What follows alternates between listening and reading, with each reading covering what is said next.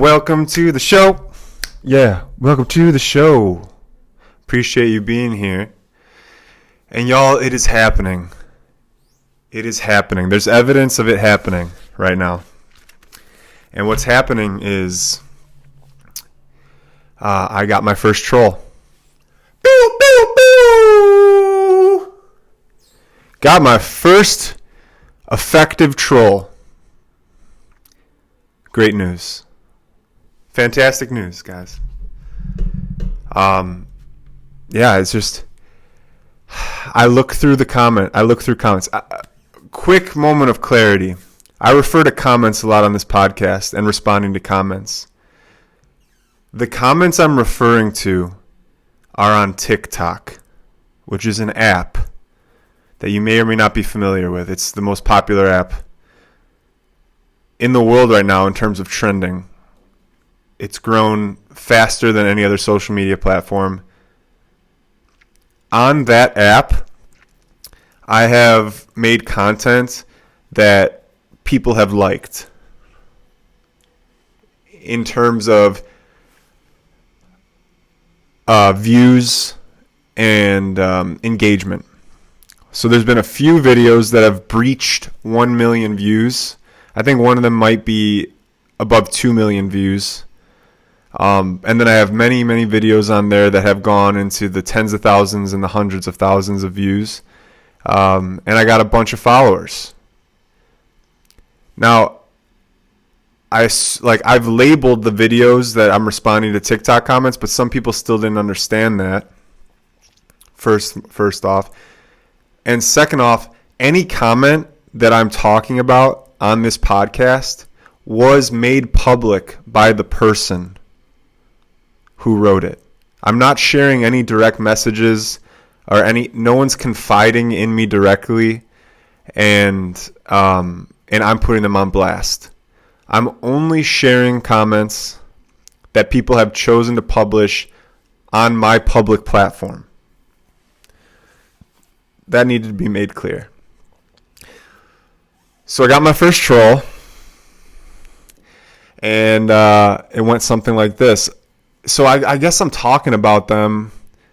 So in a way, they're winning a little bit, but I'm not mad. Not yet, at least. If anything, it's a small sign of validation. No need to, no need to celebrate. But it's just evidence of downward pressure. And as we all know, downward pressure is necessary for the rise. You need to root. A tree needs to root before it rises. There's downward pressure required for airplanes to lift off. Same with rocket ships. So it's a little bit of downward pressure, which is paired with a rise or a validation in this case.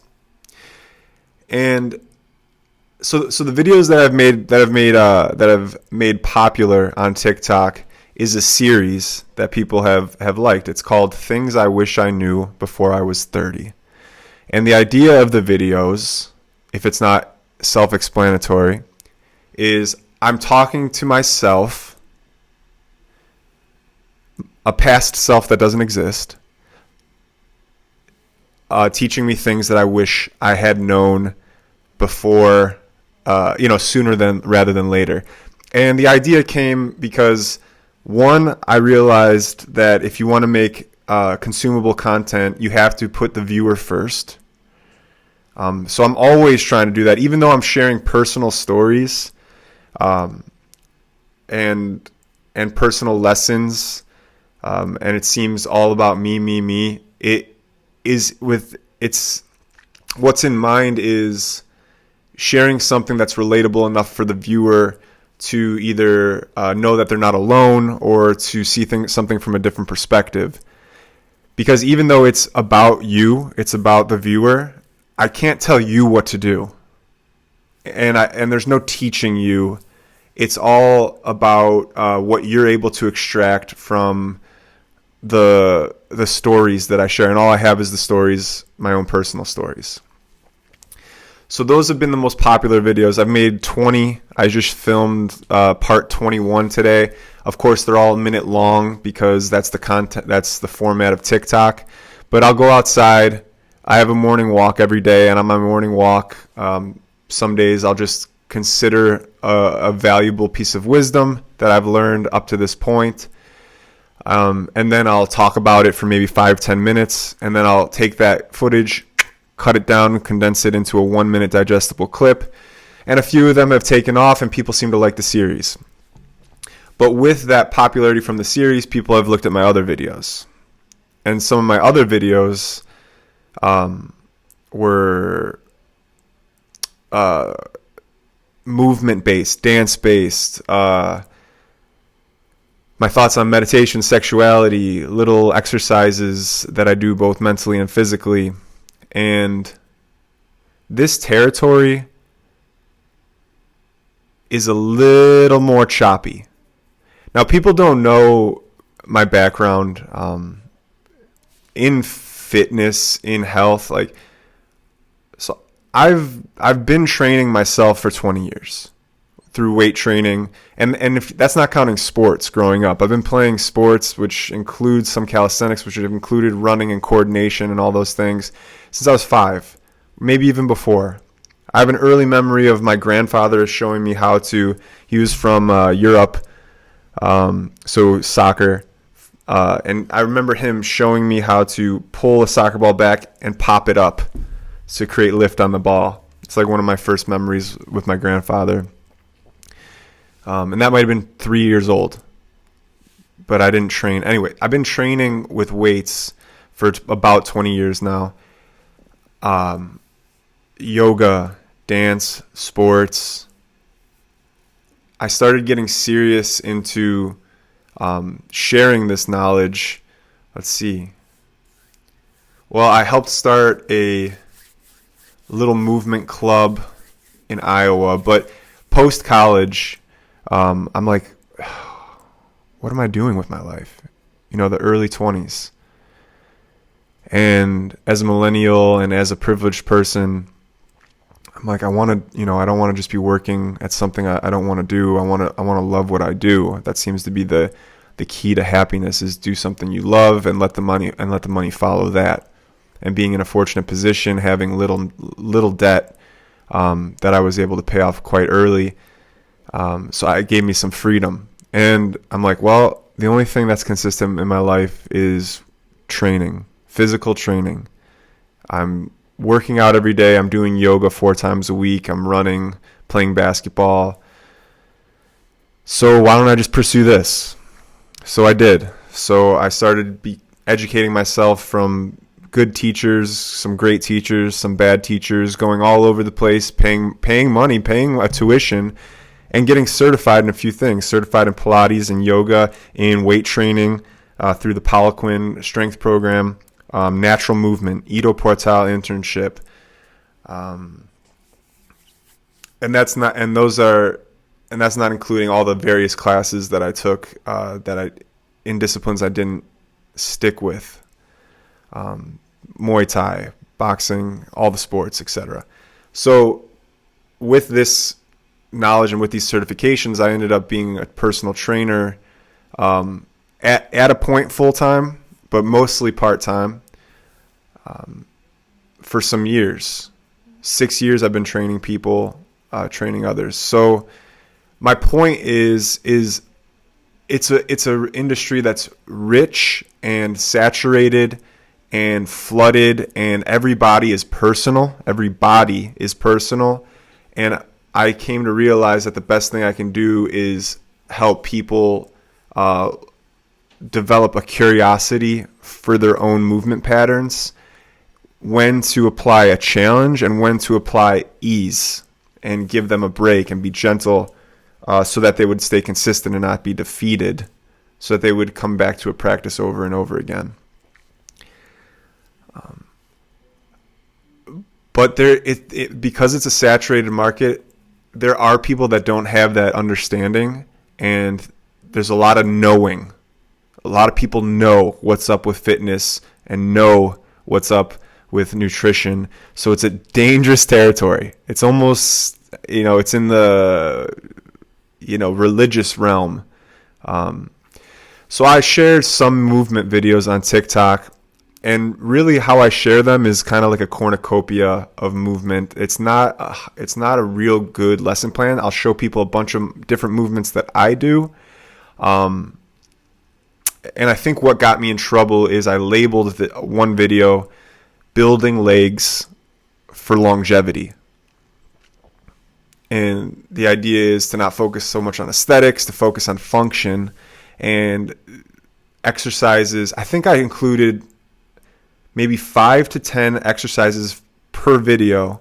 So up to 20, 30 different movement patterns, exercises, all with the intention of building functional legs for the long term, right? So it didn't include anything like heavy weight. Most of it was body weight training, and explored the various angles of the body. Our hips are ball joints, so they have a great degree of freedom. Our knees are hinges, little degree of freedom. Ankles have a little bit more freedom, and it's an open chain, right? When the foot is on the floor, it has less freedom. When the foot is up, we have more freedom in our ankle. Open and closed chain. And I threw out a bunch of different movement patterns, and I found, what also maybe got me in trouble is I found that the cool looking moves, the videos that started out with cool or fun looking moves would do better. It caught people's attention, and it would get more views, it would get more engagement. So my first video, for example, it started out with jump rope. Like, I love jump rope. It's so simple. You don't even need a rope. You can just bounce on your feet 100 plus times a day, maybe even less. And the benefits that I've felt in all parts of my body from jumping rope are there. And the first video was more technical. So jumping rope, Bulgarian split squats, front squats, just simple dorsiflexion exercise, like basic movement patterns that, if done over time, contribute to a good functioning set of legs. And that video got the least amount of clout. The second video I did like a fun like Russian dancer variation. It's basically a sissy squat where you lead your knees towards the ground from standing, and I catch myself with my hands and then come back up. So it was more of a cool looking, almost breakdancing looking move. And then the third video, I started with a dragon squat variation that no one taught me this, and it looks really cool, and it's advanced. There's a reason I can do it, and that's my years of training and exploring my body through dance, through ground training like jiu-jitsu. And in the video, I voice over it and say this is a fun and fancy one. It's advanced and not for the faint of heart. It's more for a person who knows their body, which kind of counteracts the longevity building program, because a true longevity program might be 3 or 4 staple exercises done over time, not pushing yourself at the right time and then throttling back into a proper resting phase. But I wanted to catch people's attention, and that earned me my very first troll. Now, I go through my comments. Like I've said on previous videos, I am happy people are engaging with my content. Most people need a bit of validation in their life. I'm receiving a lot by people commenting and interacting with content that I create. So the least I can do, keeping the viewer in mind first, is respond. And the very least I can do is like their comment, just hey, I saw this. Even if it's negative, even if it's shut up, or this guy looks like Quasimodo, whatever. I'll like it because I appreciate people taking time out of their lives to engage in something I've created. I don't look at it as negative or personal. These people don't know me at all. They see minute videos of me, and it's impossible to discern who I am. And even if you do know me, what you think about me how I take it I take it with a grain of salt, because a lot of it has to do with you and how you filter your perception of me and send it back. There is such a thing as, there's people I trust to give me feedback, and I can take criticism for it, and I appreciate that. But a person who sees me for a minute, comments something negative, I just appreciate the engagement and I move on. With this particular video, I open up the comments to begin responding to them and acknowledging the people. And like that first move, that dragon squat variation move on an unhealthy body, it's not a good place to start at all. I need to put that out there. But now to start defending myself, one guy commented like, don't ever do this. This guy knows nothing what he's taught. He doesn't know anything, basically. And I went and I liked it because, fine, maybe someone who's seeing this video needed to see that comment as well. Perfect. So I'm scrolling through the comments. This guy copy and pasted a message, that message, basically like saying this guy's an idiot, referring to me, on every comment. He went through 300 people, and 150 of them, 150 of them, he copy and pasted this guy's an idiot, basically. Don't listen to anything he says. And at first, like I said, I liked it, moved on. Around the 30th one, I'm like, I started responding. Oh, you're a troll. Appreciate your feet. I was still even leading a little bit gentle. Don't know what this guy's going through. And then when it got to like the 50th or the like 100th time that I just saw him like pretty much just trying to tear me down without any consideration that he would have something to learn from that movement pattern, which I went to his page, no content, no profile picture, no Instagram content. There's nothing showing any credentials from this guy, this person at all. All he seemed to be doing was trying to tear me down through basically name calling. So I had a decision to make. And what I decided was, like my previous video, things I wish I knew before I was 30, was about boundaries and setting boundaries. And I decided, okay, this is a good time to set a boundary. This is my platform, my little platform. And if you're going to contribute, even if you disagree, that's fine. But if you're just going to throw stones and then over and over, I got to draw the line somewhere. So there were a few comments where he offered that weren't so aggressive. I left those, but I wiped him clean from that post. And it seemed to be the right thing to do. And really no harm, no foul. Like I said, I'm overall optimistic and appreciative that there's engagement on these posts, that people are seeing what I'm putting out there and spending time to create. But if you're just going to be destructive for the sake of destructive, then I guess I'll have to learn to set boundaries and to keep the platform I have, to curate it in a way that I think is best. And it's just so easy to troll, you know. This is nothing groundbreaking, but it takes a month to build a house. It takes a day to destroy it. The ease at which and people are just, there's some people that just constantly are destroying or picking apart. There's the pick-aparters who it's a no first. You have to overcome so many barriers for any sort of agreement. any sort of construction, there's just like that Kali energy, and people just pick apart, destroy, destroy, destroy. But no, but wait, but what about this? But.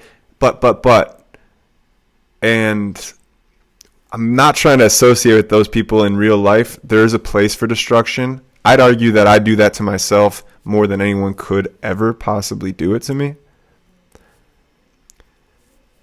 And so I question how much I need someone to pick me apart. And then the source. This guy, I don't know if he's a trainer. I don't know what his background is. Physiology, kinesiology. So what? And you're not going to, because on that same post, there were people who were like, I'm a physical therapist, I'm a doctor, there's some good movement patterns in here. Some of them were like, that first one looks a little rough. Any torque on the knee seems to be unsafe. And I agree with that. And to get specific with the dragon squat, torque on the knee in a closed system. So my foot planted firmly on the ground, and then my leg is also rooted in my pelvis, creating a closed system. If I create a torque on the knee, yeah, it doesn't go like that. But as soon as my foot leaves the ground or is able to rotate, it's becoming an open system. So the tension actually isn't in my knee when I'm doing a dragon squat. It's in my glutes and my muscles. And it's a fine movement to do as long as you keep that open chain system. I wouldn't load weight on my axis, axially. I wouldn't do that and do a dragon squat. But body weight and movement, and sometimes life puts you in precarious situations. Jiu-jitsu, for example, I've been in a dragon squat.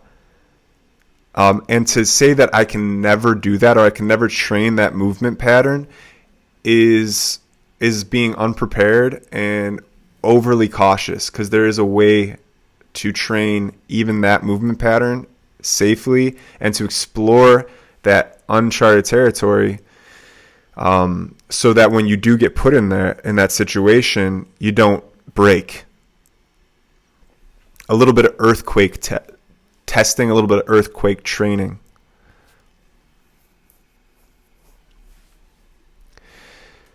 And that's a huge thing. So I got my first troll. I dealt with it the best way I could. I'm acknowledging it right now for whatever reason. It's still on my mind, or I want clarity. They won't see this.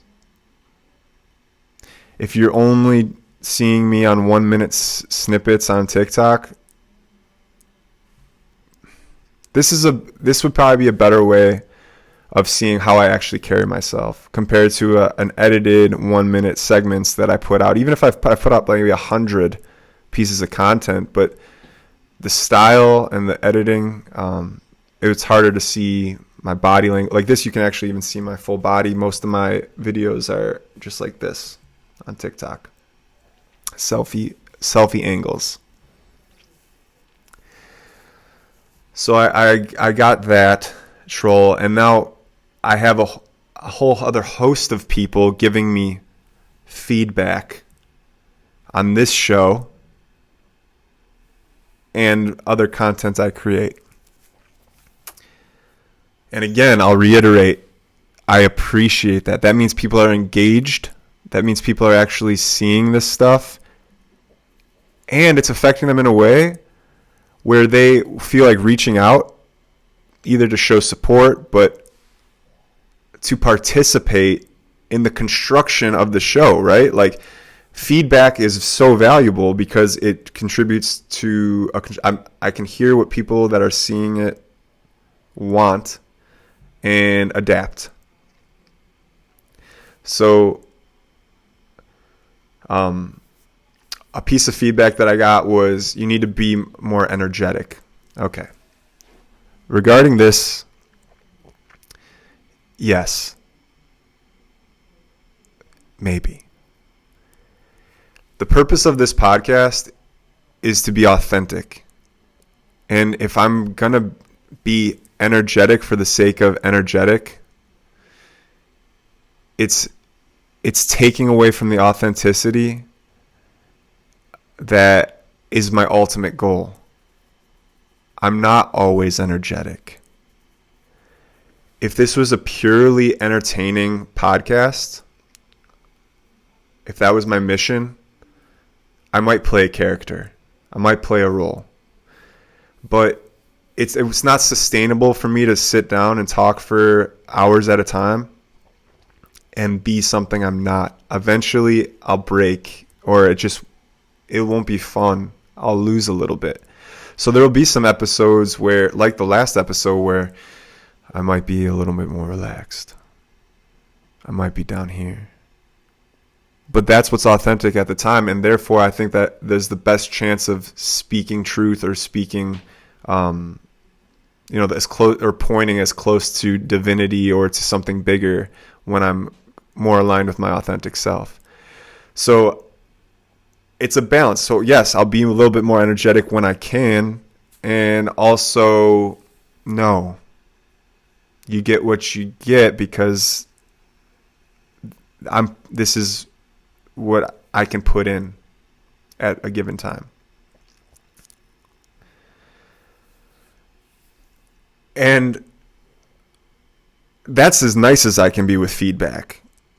Because there's certainly a part of me that I'd get feedback from someone, and like I said, I'll look at, like, thank you, person who hasn't made any content ever.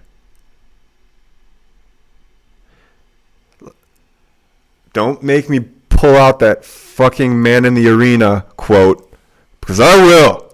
That man in the arena quote was like my shit when I was 19. And if you're not familiar with what I'm talking about, please Google it, because I'm about to paraphrase the shit out of it and probably not do it justice. But basically, it says, it's easy to be the critic, but all the glory belongs to the man in the arena, the man who has given his blood, sweat, and tears, the man who's putting in the effort to create something. That is a life worth living, not someone who is just throwing stones at the people or giving feedback to the people who are creating. So yeah, I mean, I'm just becoming more and more aware of, like, at first all feedback is welcome, and it still is. I haven't been broke into the fact of, like, I'm still very open for constructive criticism to this podcast, especially because it's very young and very fresh. Maybe a little bit less on more established platforms, but still, even I feel like I'm very much at the beginning of a journey, and help is definitely wanted. But also seeing, like, from the person who's critiquing me, have you done the thing that you're telling me to do?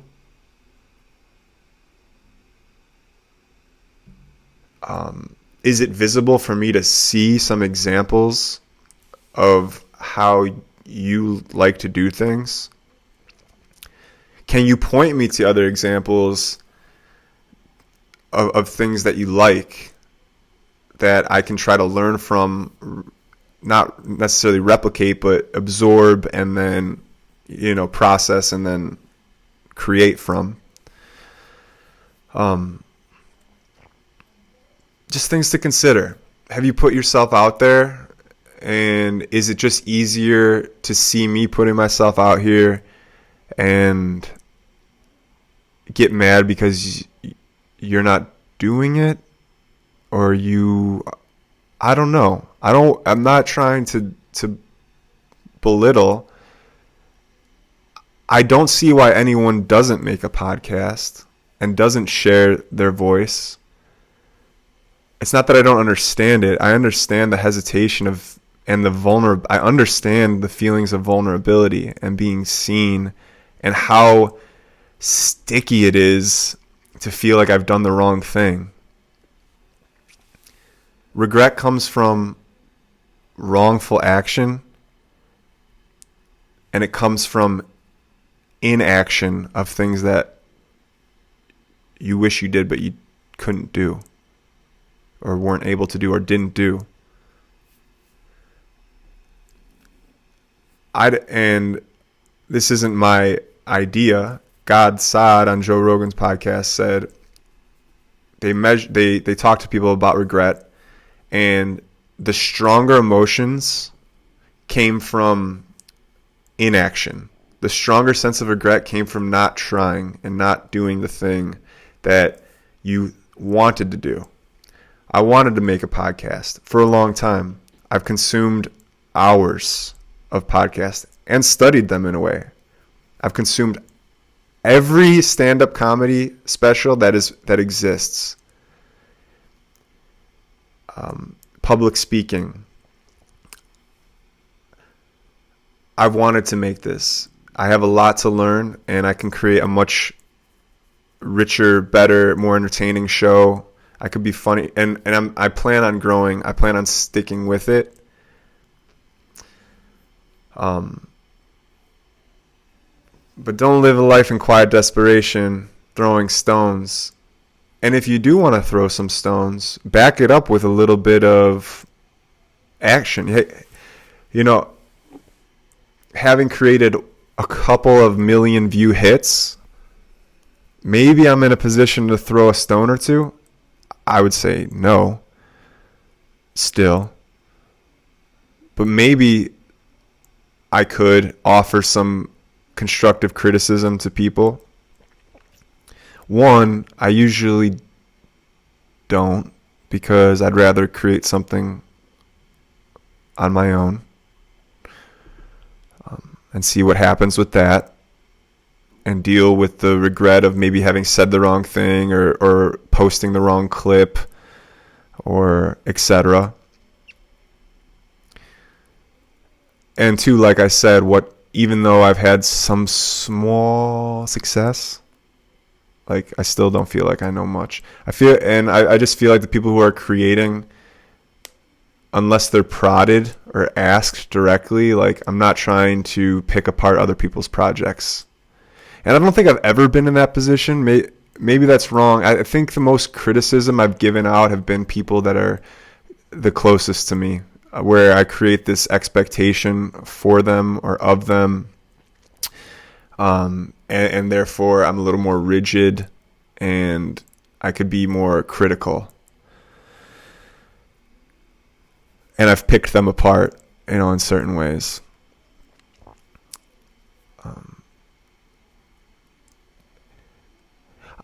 I'm actually playing with this idea. This idea is coming to me right now. I think maybe I've been destructive by being maybe overly congratulatory or overly constructive. Because there's a weird thing that I can actually destroy momentum with a pat on the back. Like, there's this phenomenon where people who feel like they've made it or they gain some level of a success can't sustain it. They fall off because they needed the validation in the first place. And the legends, or the people that are able to go on, never fully stop to smell the roses in the particular field that they're developing, or in their art, their craft.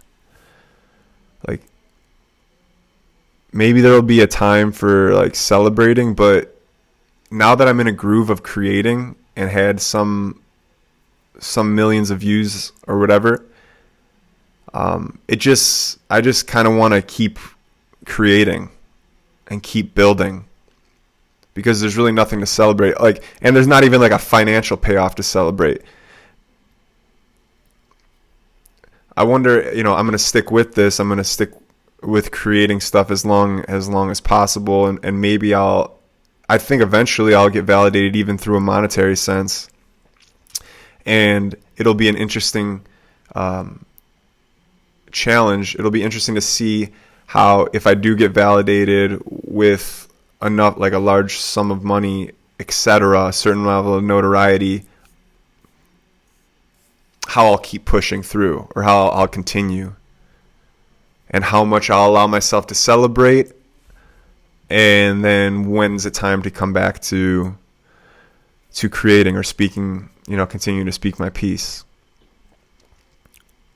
So there's like a destruction through like a congratulations. And I wonder if people do that consciously. I wonder if there. I wonder if there's people who consciously know that they can defeat someone's momentum by saying they did a good job. Because there's some teachers out there who like you never get that validation from. They're like tough love teachers, and that there seems to be a place for that. And I wonder if there's just like, and I wonder if I was doing this, I didn't feel conscious, but like I would see someone's artwork or someone's creation, and even if I didn't like it, I would find something positive to say about it so that they would feel good. But that could have been a disservice. That could have actually been more destructive. And it could just be an authenticity thing. But destroying someone's momentum by giving them the pat on the back, I'm less likely to do now. Like the people that are really close to me that are creating something, like my girlfriend, for example, she'll create something and she'll love it. And it's like I'm in this balance of how much do I say congratulations, I love it. Will I kill her momentum? And I guess there's an argument that if validation is all they really needed, and I do kill their momentum with a congratulations, then, maybe they're not supposed to continue. Maybe it's not, the path.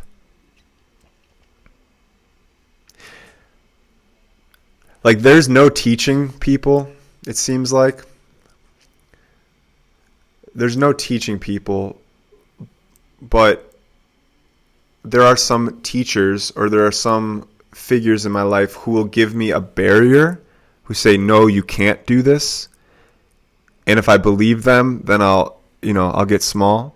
But now I realize that the people that are saying what I can't do, that is a lovely opportunity to overcome. And by overcoming that objection, actually will give me a boost on the back end. Will build momentum on the back end. So there's these two important figures in any path. The people that say, stop here, you can't go on any further, and overcoming that. And then there's the people that say, good job, you made it, and overcoming that so that you can continue going. And I think there's momentum on the back end of each of those archetypes. To be able to push through the people that say, no, you can't go past here, seems to be a springboard. And to also not settle into a congratulations and call it done. Moving past that and continuing to create anyway. There seems to be a back end momentum on that as well. And I think they're both going to happen. They're both inevitable, but they also both might be necessary.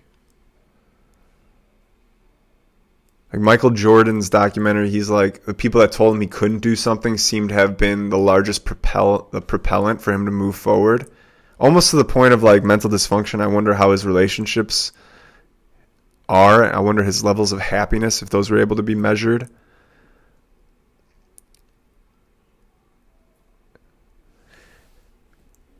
And he seemed to have an unwillingness to accept a congratulations. This is completely speculative. But I know right now I'm having a hard time truly embracing praise. Well,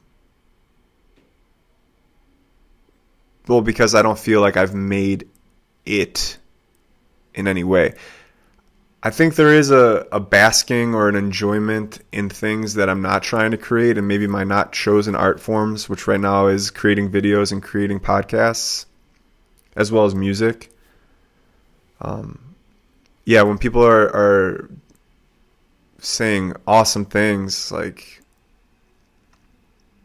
I'll give myself maybe a moment to appreciate it, and then I'll immediately tell them how much I appreciate it.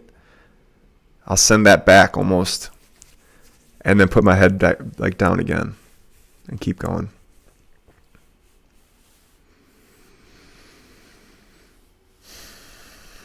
Cool. Now let's get into some comments. get into some TikTok comments, which I explained that these comments come from TikTok,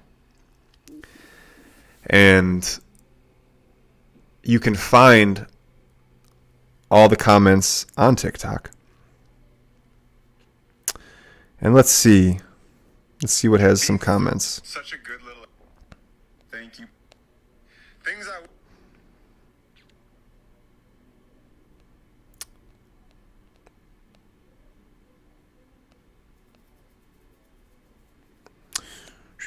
building. Things I wish I knew. Okay. Let's do this one. Being 13. I put it sometimes on my TikTok. I'll put a clips from my podcast as a means to generate traffic for the podcast. This is my latest post, and my latest post as of today was from podcast number 9, where basically the hardest job in the entire planet is being a 13-year-old boy, and how I spent most of my teenage years hiding my boner. And trying to suppress my rampant sexual urges, something I'm still working on today. But when you're in the 13 and in the puberty, the thick of it, and the boners are aplenty, and the challenges around that. And this one only has 30 comments, so I haven't read these. I don't know where they're going to go, but let's see.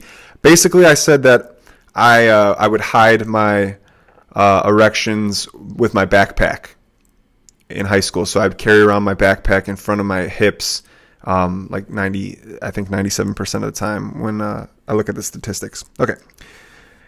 Nick Carmen is the most liked comment. And he said, I used the sweatshirt method, or flexing, for 30 seconds so the blood could rush into whatever I was flexing.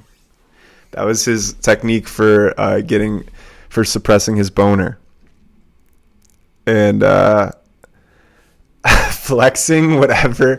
I hadn't tried that. I don't know why I never tried that. What would I even flex? I don't have because you can't flex the lower body. I feel like if you flex the lower body, it just sends more blood down into the pelvis and hips first. So I feel like you got to flex the upper body, like flex your neck, bring some brain to the blood to the brain. And then a comment below that by HQ Chubberson says, "Yup, same. It was never a big issue for me."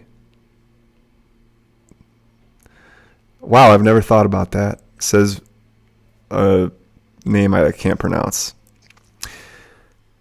All right, Julia Mencia says, girls start their period at that age, so I think it's the worst time for everyone. And yeah, okay. Saying being a 13-year-old boy is the hardest job on the planet is a joke. It's talking about getting hard, getting erections. It's a very complex, and it's actually a pretty damn good joke. Because they're always hard. Erections. It's a good joke. And I'm not saying girls don't have it. I'm a guy. I'm speaking to guys. It's funny. And furthermore, girls start their periods that age. I think it's the worst time for everyone. I think a period's like a week ordeal. And I don't know. I have no idea. But if you're bleeding for more than a week, that seems unruly. Having a boner is an everyday thing, all day long, for a pubescent boy, man. It's an everyday thing. What's worse? Scoob laced my nuggets says hashtag free to wee wee. Okay. HTX Nena says, is this why some dudes run around with backpacks in front of them? Yes. 100% of the time they're hiding their boner. Villain Machine says, I used to pinch myself. The pain was enough to cool it down. Yikes. Yikes, dude. I get it. And, fuck. Yeah, whatever works, you know? The shame of exposing your erect penis to a group, you know, before you want it to be seen. Yeah, the pain of a pinch is less. It is less than the pain of being seen in a way you don't want to be seen at a time you don't want it to be seen. So, yes. Okay. Roll the Dice 1993 said, this was literally me. It would always creep up on me before lessons were about to end, and I'd have to find ways to hide it. Yeah, I don't know why, but it was almost like it was clockwork. It's like knowing that I was going to have to get up and go to the next class. It's like it would just happen. It was like a magic grow serum, was knowing that I was going to have to get up and go to the next class. The Urban Turtle says, I'm 18 and I'm going through it. Blessed, bro. Bless up. That vitality, just gratitude every day for that vitality. Young Chris 772, I used to hold my lunchbox in front of me. Damn, I want a pun so bad. I want like a sub sandwich pun. Dick in a box. Sounds like you had a dick in a box. Not good enough. That was not a good enough joke, and you deserve better. Whoever's watching this. I still have this problem. Good. Nicole Bosch said, I'm glad I seen this. I'm a single mom. I didn't know this happened. Now my poor son has me to help him through puberty. Tell your son I'm sorry that you're helping. No, I'm not. In fact, that is so beautiful. To have, he may not accept your help. I can just see that. A 13-year-old, like, man, boy, not being able to accept the help from his mom going through puberty. Like, what do you know, Mom? You don't know? And you don't, but, you know, you have all the love and the empathy for your son in the world, so maybe like a silent help or just like an understanding. And now if you see a backpack or a lunch pail or, you know, a lunch, yeah, dick in a box. There's nothing there. The joke isn't there yet. If you see something there, yeah, maybe you just don't call him out on it. Maybe you just let him be. That could be the best way to help.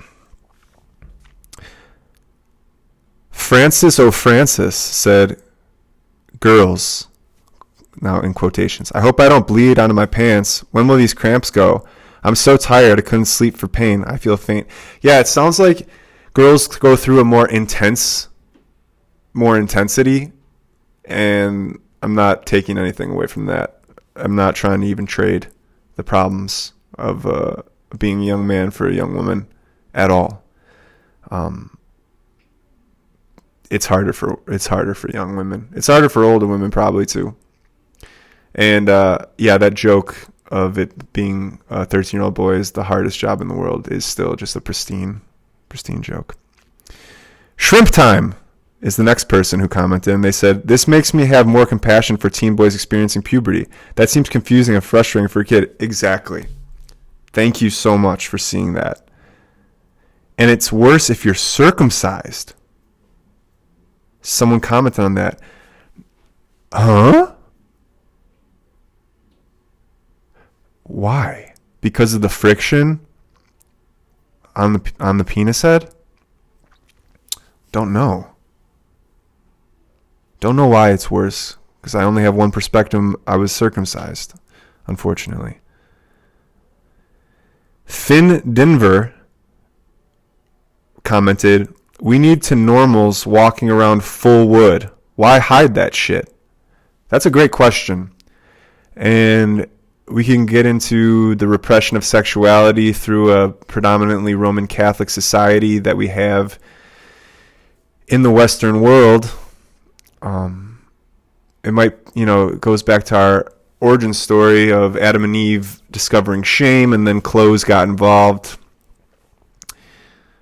And you probably hide it. You should maybe be proud or comfortable with your body and build your self-esteem based on what you got and whatever you're working with. There's the sexual book that I referred to in the 2 episodes ago, the porn episode.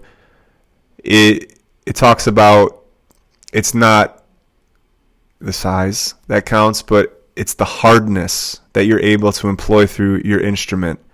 And a large penis that can't get hard is worse off and has a lower chance of sexually stimulating or bringing a woman to orgasm than a fully hard penis. And it goes into the levels of hardness in the penis in this book, the Tao of health, sex, and longevity, and the 4 signs that your penis is ready for sex.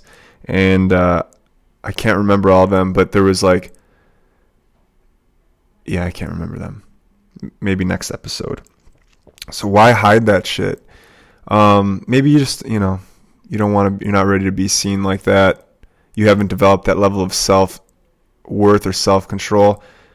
As